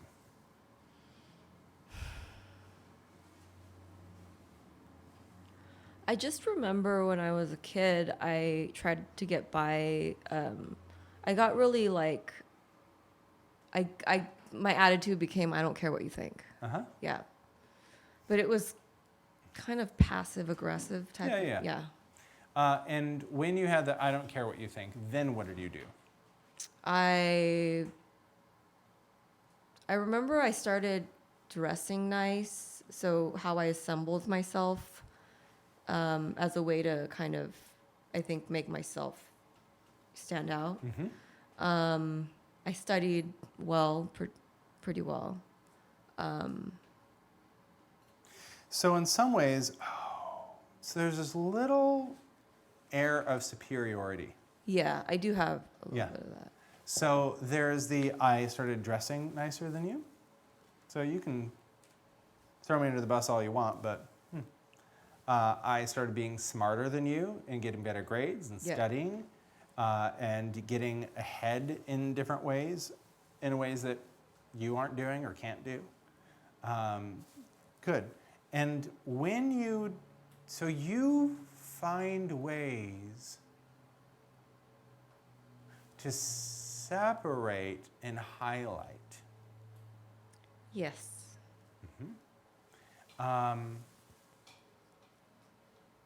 What else did you do? I'm just going to get a little more in here. What else did I do?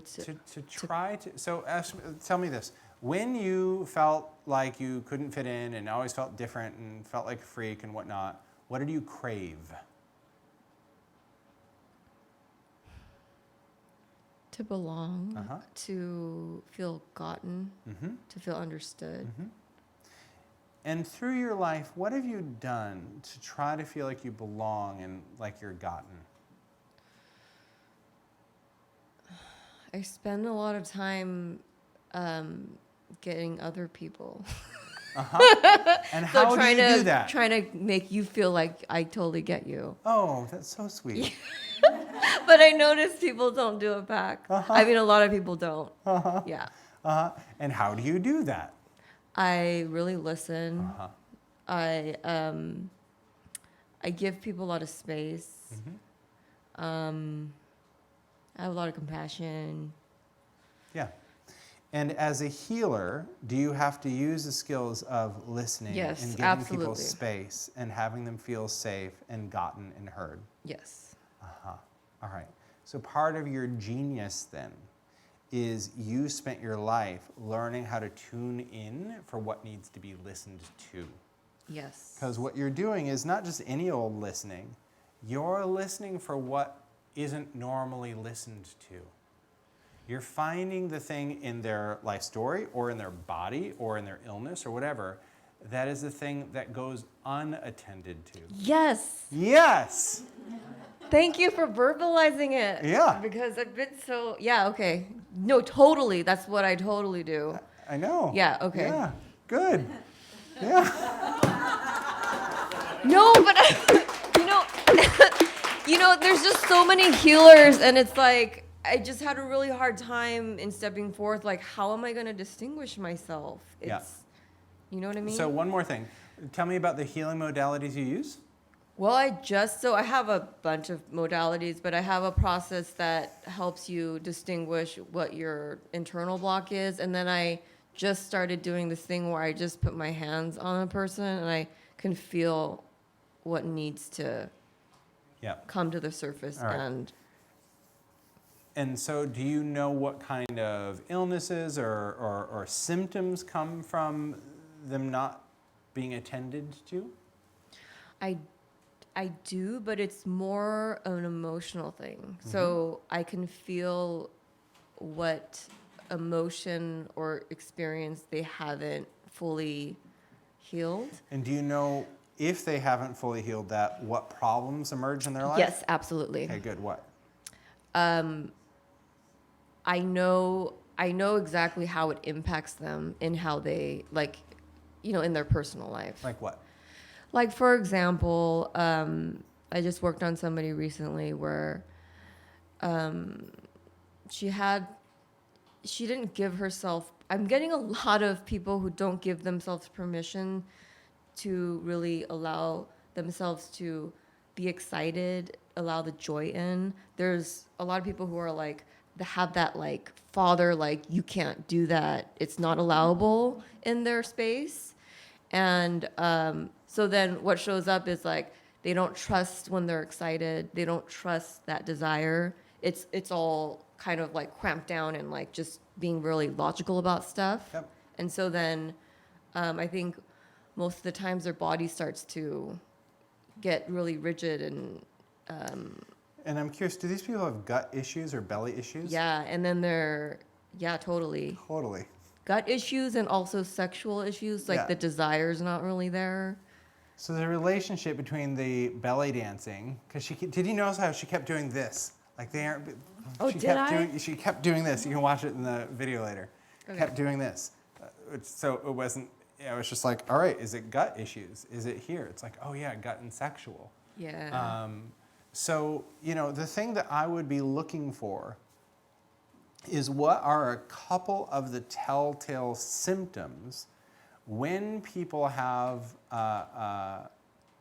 blocks around feeling their joy and their creativity and their expression because there is an internal voice of you can't. Yeah. Shut it down. No. Yes. Right? No belly dancing.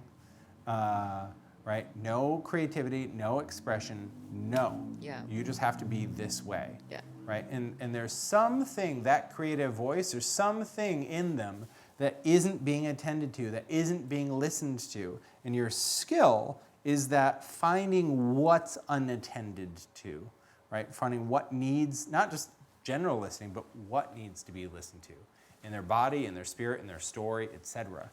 Right? So we would have to go more deeply into this to really build what the messaging and the marketing and so on should be. But in a very general light sense, I wouldn't, by the way, I never say I'm a coach. I never say I'm a consultant. I would never say I'm a healer because suddenly you're a commodity. And when people ask you what you do, as an aside, this is just a bonus for tonight, never talk about yourself. People don't care about you. They care about themselves. So you need to tell them about them when they ask you what you do. Ah, okay. Right? So one of my tribes, for example, are, and one of the reasons Prudence and I have some kinship and the people she sees here, I work with, one of my tribes is women in their 50s who've been type A drivers. They've been going so hard their whole career. And then they start to have this spiritual wake up and get this spiritual calling to have a bigger impact in the world, right? So when a woman in her 50s asks me, what do you do? I'll say to her, oh, I work with women in their 50s who are usually type A drivers, usually senior execs or founders of their own companies, who've spent their life pushing really hard.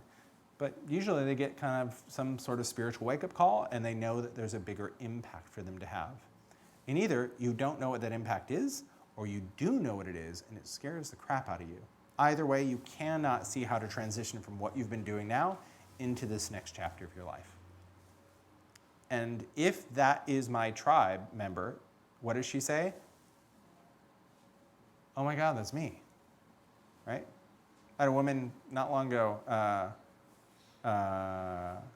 say, all right, well, I'm 54, I'm a senior exec at blah, blah, blah. 2 years ago, I had this big spiritual wake up. I know I'm supposed to do this other thing. I have no idea how to make it happen, blah, blah, blah. And I was like, maybe we should talk. She goes, I think we should, right? And, you know, one conversation later, they become a high-paying VIP client. So the thing I would say with you isn't I'm a healer, Okay. right? Yeah. Because I have no idea what that means Yeah, really yeah. and who you work with or any of that. Instead, I'd say, you know, I work with people that have always felt really different and have never had permission to be different. And usually it shows up in the body at some point as either some sexual issue or gut issues, some block that keeps you from feeling your aliveness and really knowing what you're meant to be up to in the world. And part of what I do is some healing modalities that helps clear those blocks and help give you the permission around the thing you've always fought against so you can finally live the life you want. Awesome.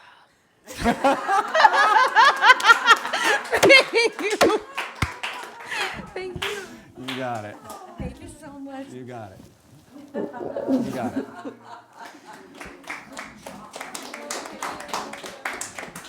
And now you can see that if she were doing a speech anywhere, if she were doing a webinar to promote herself, if she were doing anything in the world, we want that story about being a freak. We want the Korean at the white school where nobody knows what the heck Koreans are, right? We want the Korean Buddhist with all the goody two-shoes Korean Christians. We want the dad story and the belly dancing story more than anything, right? And when we hear the belly dancing story, that's the permission giving. Oh, you know something against all odds and against your culture and against what you're told.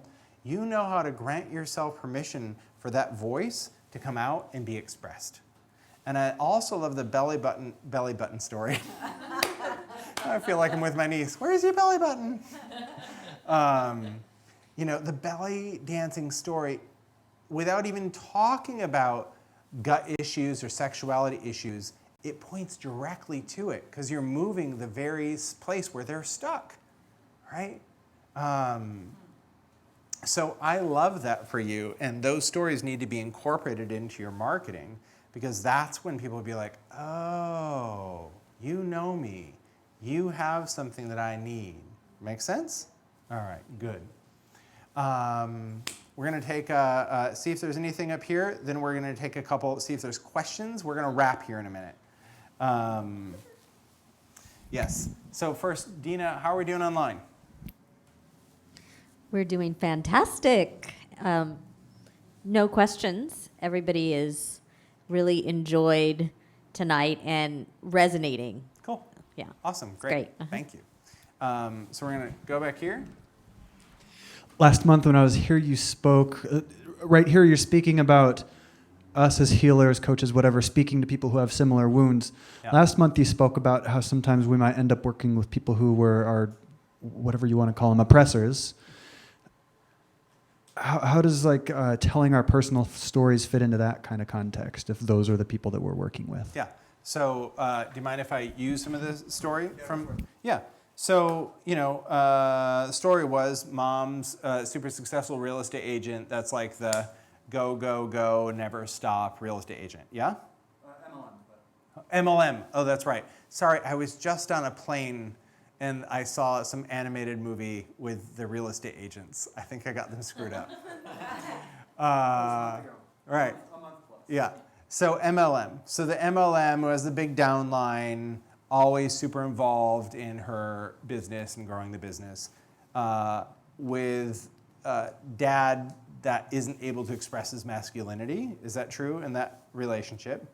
and a lot of anger that developed for you of feeling like you weren't, you didn't get her love and attention that you wanted on the most basic level. So what we talked about, and he was like doing the stuff around men, and I was like, God, I'm not getting it, not getting it, not getting it.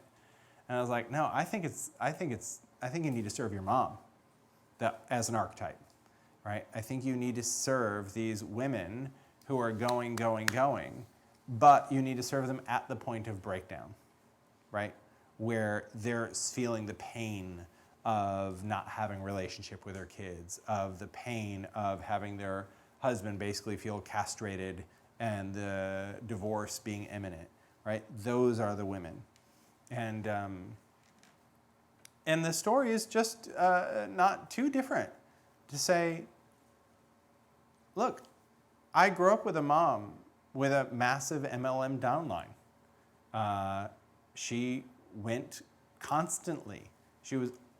That was her number one priority. And I saw what it takes to make that happen.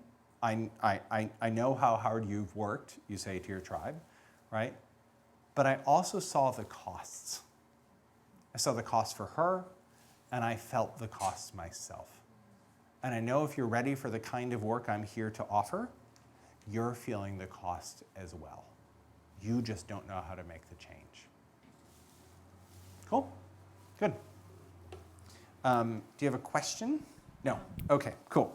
So we're going to wrap up here in a minute. I'm going to tell you a couple things. One is, when are we back here? So we're back here the third Thursday of the month, so it would be March 16. March 16 is our next event. And live streamers, thanks for holding out for a week. I know we're normally here last week Thursday, but I had a really good time in Colombia. So we're back here March 16.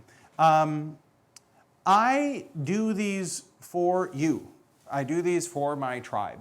And I always want to learn about what's working for you, what you're learning, what you want to learn more about.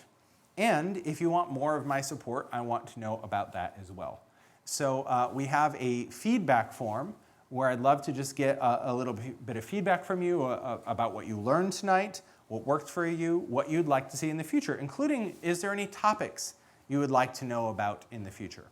On the back side, if you would like to have a conversation with somebody on my team about the work I do to help you really find your place in the market, differentiate yourself in the market, and understand the strategies you need to do to have more impact and influence, you can just fill your information out there and our team will get in touch with you and have a conversation about the kind of work I do to support you with that. If you are online, I've got something for you. If you would give us some feedback, we have a URL for you. tribalmarketing.biz/feedback. It's tribalmarketing.biz/feedback. So go to tribalmarketing.biz/feedback, and I'd love to hear from you as well. A lot of you have been on the live stream for a while, and I'd love to hear what are some of the topics you want to know about in the future. What's working for you about this? What would you like to maybe see change or evolve? So tribalmarketing.biz/feedback. If you want to learn more about what I do, how I do it, and the services I offer, there's a webinar I want to invite you to watch, which will get you much more in-depth into my work and give you opportunity to apply to have a conversation with somebody on my team. For that, go to tribalmarketing.biz/welcome. Yes. tribalmarketing.biz/welcome. So in the room, we have two sides of a paper. Online, we have tribalmarketing.biz/welcome and tribalmarketing.biz/feedback. That's right. I really should have had those written down up here, but thanks. Okay, good. So here's the last thing I want to share with you. I hope you've seen that whatever was the pain, whatever was the challenge, also came with it fruit, right? And part of what is available for you is to understand what the fruit is of your life's journey. And to understand who needs, this is so funny, I'm just going to say it, to eat of that fruit. I was raised religiously. And then strategically, how do we package that? What is the technical thing that tribe is looking for that they actually have pain around and are willing to spend money to solve?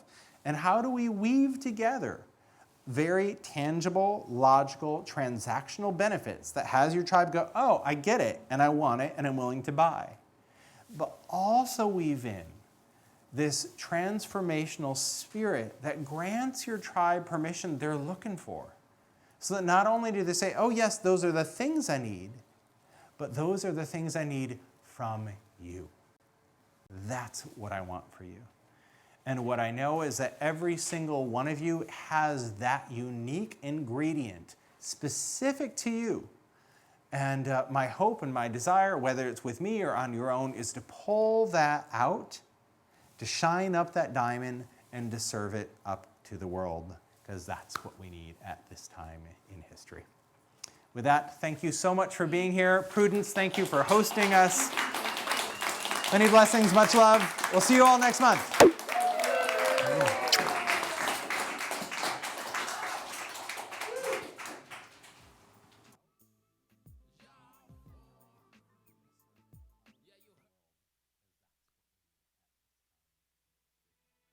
With that, thank you so much for being here. Prudence, thank you for hosting us. Many blessings, much love. We'll see you all next month.